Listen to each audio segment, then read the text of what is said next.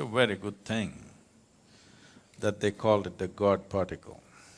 It seems somebody wanted to call it the goddamn particle, so they just put God particle, and that's a very clever ploy, marketing ploy. You must be glad that scientists are becoming market savvy. They've always been, in a subtle way, now they're getting little overt.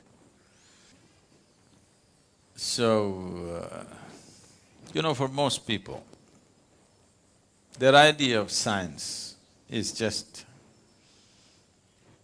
the new telephone model that's coming up. The next model of iPhone is their idea of science. All these people who never ever were interested in any kind of physics, now talking about particle physics world over, everybody is talking about particle physics. That's an achievement. Breaking a proton and coming up with a boson, is that an achievement? That needs to be seen. But it's definitely an achievement that suddenly the whole world, at least the educated part of the world, is thinking particle physics. That's an achievement. That's a good achievement. At least people are thinking of science as not a way of milking the existence. Not entirely, at least a little bit. They're willing to spend $10 billion just to know something. I like that. There is right now no technological use, but they're willing to spend $10 billion and 30 years just to know something. That sounds very spiritual to me. It usually doesn't cost that much, but so, having achieved one thing, having made a social goal, scientifically, what does it mean? In yoga, we see it this way. Existence is like this. There is something called as sthula, sukshma, shunya, shiva. Sthula means the gross existence, physicality is sthula. Everything that you can see, everything that you can sense through five sense organs, everything that you can see, smell, taste, hear and touch is considered sthula. This can be analyzed with your intellect and understood and grasped. And this is always made of, as we know today, of anu or atoms, because it's physical in nature. It's a complete block of… building block of existence is an atom. And if it's made of an atom, once enough number of atoms are there, we can touch it, we can smell it, we can taste it, we can see it if it becomes big enough. Initially in a microscope, after that with our bare eyes, we could see it. But if it goes beyond the perception of the five senses, but still it is physical in nature, we call it sukshma. So when you enter into sukshma, it is still physical, but you are not able to grasp it. Do what you want, you cannot grasp it through five senses, nor can you analyze it through your intellect. That dimension, if you approach it, we call it vishesha jnana or vishesha jnana.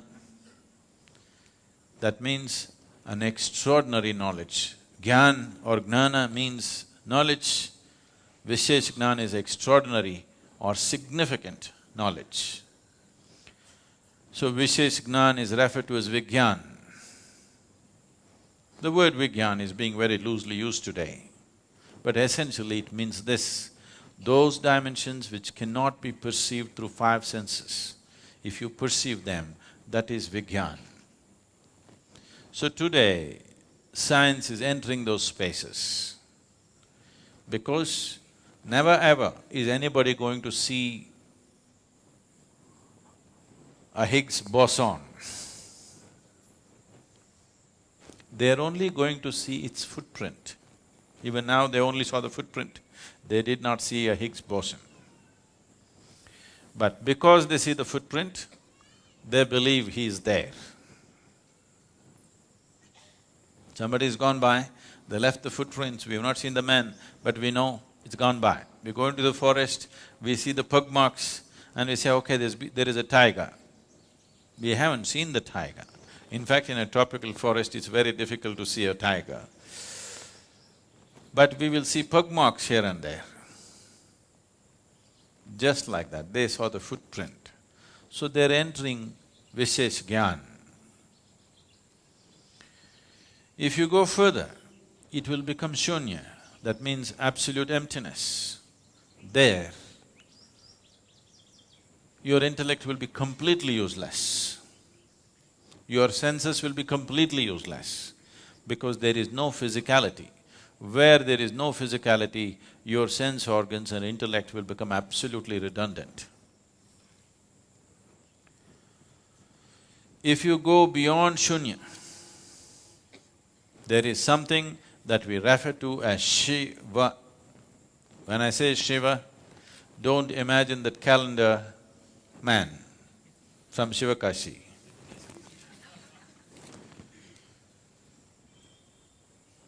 Shiva means that which is not. If you touch that which is not, we have always seen, it is not physical in nature. It is not physical in nature means it does not exist, but it is opaque.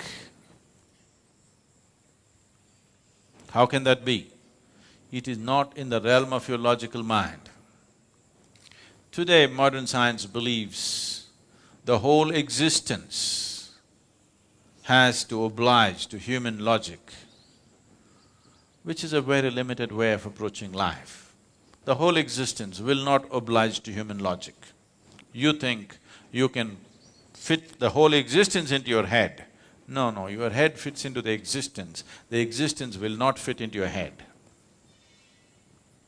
Your logic can analyze the physicality of the existence.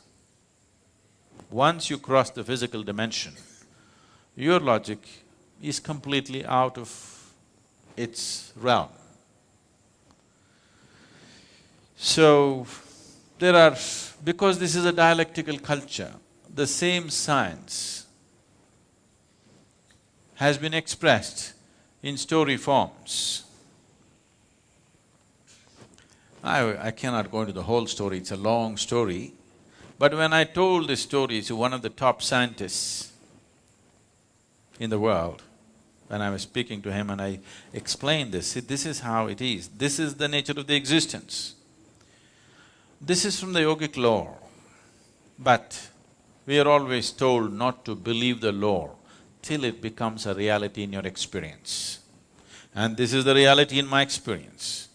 If you go like this is what will happen. So when I spoke to this very top-level scientist, who's a Nobel laureate, and I was telling him that this is what it is, there were a group of… Hello? There was a group of them, and when I explained, this is how it is within me, what do you think? They said, Sadhguru, if you can give a mathematical backbone to what you're talking, this is Nobel Prize stuff.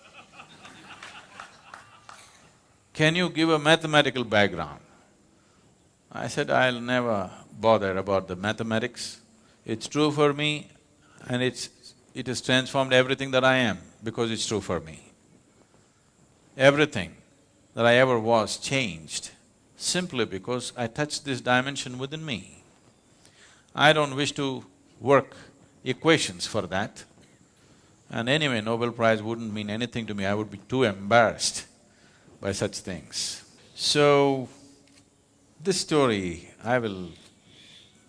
because I will make it so brief, there could be holes in it. If I make it elaborate enough, there'll be no holes in the story, it's a perfect theory. And we have proved it within ourselves that it is true. But you want to build a $10 billion instrument under the ground to prove the same thing, it's up to you. This can be experientially proved within yourself if you are willing to go into the depths of what this is. Because this is made exactly the same way the whole universe is made. If you go deep enough into this and you know how this is made, by inference, you know how everything in the universe is made. By inference. And even now, science is also only inferring. Today modern science has admitted that it's an ever-expanding universe or an endless universe. Rather, ever-expanding is a yogic term, they are calling it an endless universe. If it's an endless universe, trying to travel across the universe and find out the nature of the universe is untenable, isn't it? Simply out of question. The only way you could know the nature of the universe, nature of the creation and the source of creation is by going inward, because whatever you ate in the morning, whether it's a idli or a dosa or a banana, has been transformed into a human being in the last few hours. Nobody else can do this except the source of creation. So if the source of creation is right here, if you want to know anything about creation, isn't it the best place to consult? If you want to know anything about creation, isn't the source of creation the best place to consult? And if you had to go to heaven for this, you could give it up. If it is right here, why don't you consult? Simply because you're too enamored by your own thought. You think you are going to capture the whole universe with your thoughts. It is a foolish way to approach. The only reason why science has survived is because of technology. It keeps throwing out technologies. If no technologies were coming out of science, they were just talking about all the things that they have been talking, people would have beaten them down for the money that they spent. And it's happened in the past, when there were no technologies and people just spoke science, they were beaten down, isn't it? So, science has its value in terms of utility, but science cannot open up the existence for human experience. It will not, it can never do it because they are going with intellect. Intellect as an instrument works only to dissect. The only way intellect can approach anything is to break it up and see. If you ask a scientist to find out something about this flower, first thing is he will break it up into pieces. I think I should ask a scientist to make me understand one of you. He will talk about dissecting you then. If you break this up, you may know many parts of this. You may know the structure of it, you may know the chemistry of it, but you will not know the beauty of it. You will not know the completeness of it, because the flower is an expression of a plant finding its fulfillment. It is the highest thing for the plant. For its life, this is the highest happening. It's the flowering of that life. You will not know that. You will not see the hand of the Creator in this if you break it up. But as a whole, if you are willing to pay attention, absolute attention, if in your approach you make this flower more important than yourself and keep your focus on it, you will see the whole universe in this. If you break it up, you will have petals, you will have other parts of the flower, and you will come to vulgar conclusions, and then you will learn how to make use of it. So right now, unfortunately, our approach, what we call as science, has become like this: how to use everything in the universe for our benefit. If you see a tree, in America they call it wood.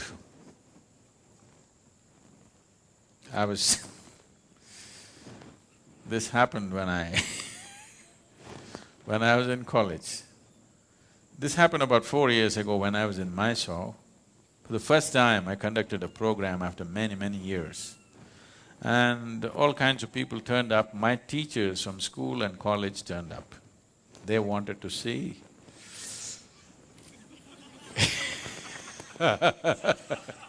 what has happened to me.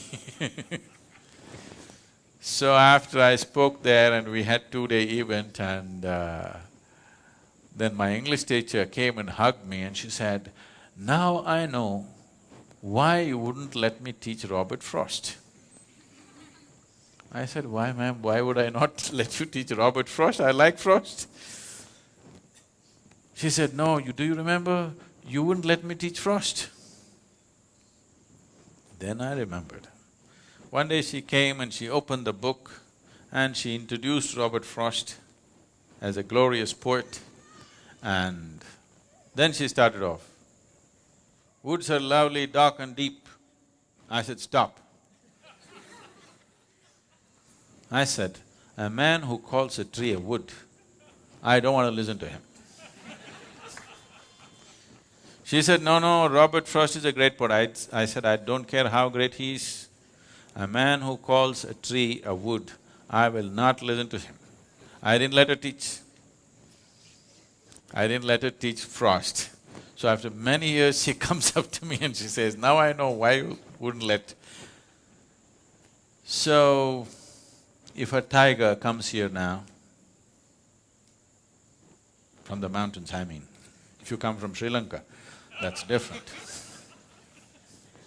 If a tiger comes down from the mountain, looks at you, he will think, "Wow, dinner." So you look at a tree and you think, wood. It's all right for a tiger to do that, because that's all he knows. But it's not all right for you to do that, isn't it? But right now, that is all science has become. Anything we see, how to make use of it. Anything we see, how to make use of it. Even an invisible atom, we won't leave. Even the goddamn boson. Already people are talking about in how many ways it could be used. We could make a boson bomb. Do you understand? If we make a boson bomb, all of you will just vanish. We don't even have to deal with your dead bodies. Yes, because you'll cease to exist, just like the boson. Instead of shooting you dead or burning you to death, if we make all the protons in your body collide with each other, you'll just vanish. You want the technology? But they will tell you, no, there could be medical uses to it. We could do this, we could do that. Yes, I know all that. But just the idea, it doesn't matter what, you cannot look at anything without thinking, in what way can I make use of it, is a very crass way to exist. With this level of existence, you will have everything and you will have nothing. This is modern life. People have everything like never before, and they got nothing in their lives. Nothing that you can call of any worth. People who have everything and cannot feel life in any significant way, when they die or when the moment of death comes, they will see that they spent these whatever number of years without living a moment, because what can I get is a sure way not to live, because from what you get you can only make a living. It's only by what you give that you make a life. So giving does not mean money or something else or something else. It is just that this moment, if you look at this tree, how totally you can give yourself to this tree, that is how intensely you know life. If you sit here and calculate, what can I get out of this tree, you will completely miss life. Completely. Life will evade you. So, this kind of science which denies you life should be restricted, if you ask me. I know I'm going to be hugely unpopular because somebody is going to Twitter and say, Sadhguru says science should be curtailed. It's all right. I'm telling you, a science which is driven just by what can I get out of it needs to be controlled a bit. Otherwise, human beings will have everything and they'll have nothing. When that is your experience, then you will destroy everything. Today, the planet is not being destroyed because of something else. It is just unbridled use of technology, isn't it? It could have been used for our well-being, but it's working against us because we have not worked the other dimensions of life. We're just going with this, what can I get, what can I get? If you go with this, there'll be no planet left after some time. But even if the planet is left, suppose we rope in another 10 planets, still it will not be enough. We will still have nothing, we'll have everything. This is my experience. Science should have been just a quest to know, not to exploit the creation. It is just a longing to know. Human longing to know wants to find expression in every possible way. Physical sciences is one of the ways, perfectly fine. But once it starts serving the masters who sponsor it, then if businesses sponsor it, they're looking for profit from it. If nations sponsor it, they're looking how to make more powerful weapons out of it all the time. You must understand this. The cutting-edge science always first becomes cutting-edge military technology. Only after that it comes down to other uses. How many lives has it taken? How many more do we want to take? That's a question. So, this goddamn particle, one good thing it's done is, the whole world is thinking particle physics. I like that. That's nice. But do you know the boson is named after Satyendranath Bose? You know this? No? It's an Indian mathematician, a self-taught mathematician. As Albert Einstein acknowledged, he said, the Western sciences couldn't take a single step without the Indian mathematicians. The fundamentals of mathematics came from the East. But always here, the other ethos of the culture said, you should not do anything that's exploitative to nature, because nature was seen as Mother Nature. You don't go about raping Mother Nature. You take only what you need, nothing more. Because of that attitude, this science was not converted into technology, and that is the wisest way to handle science. Just as a quest, a tool, a way to know, and nothing beyond that, and technology must be really controlled. What is absolutely needed, that's all that should be done. This unbridled usage, already people are talking how to use the boson that they have not seen. When we can use the atom that we have not seen. So it doesn't matter what you see, you're thinking of how to use it. This attitude, unfortunately, has been further fueled by the attitude of science. This need to be checked, otherwise it will be our nemesis. It will for sure be a goddamn everything.